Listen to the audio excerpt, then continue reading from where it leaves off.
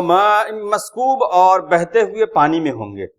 सकाबा की मीनिंग आती है गिराना पानी का। और माई मस्कूब के ताल्लुक से मुफस्सिरीन ने ये लिखा कि खुदे हुए गड्ढों के दरमियान पानी नहीं चलेगा, नहीं, बल्कि वो पानी समझिए कि नहीं ऊपर ऊपर चलेगा, जमीन के ऊपर, जैसे चश्मे होते हैं। चश्मे होते हैं। और वैसे भी ऐसे चश्मे जो ज्यादा गहरे ना हो और जमीन उसकी साफ नजर आ रही है, छोटी छोटी कंकरियां हो, खूबसूरत खूबसूरत, बहुत शफाफ पानी हो, जरा खड़े होके देखिए कितना अच्छा लगता है। और मेरे ख्याल से खूबसूरती का तस्वुर पानी के बगैर और बहते हुए पानी के बगैर किया ही नहीं जा सकता। इसलिए आप कहीं भी जाएं, जो रिसोर्ट बनाते हैं, लोगों को जहां बुलाया जाता है, वहां आप देखेंगे कि पानी किसी न किसी शक्ल में मौजूद होता है।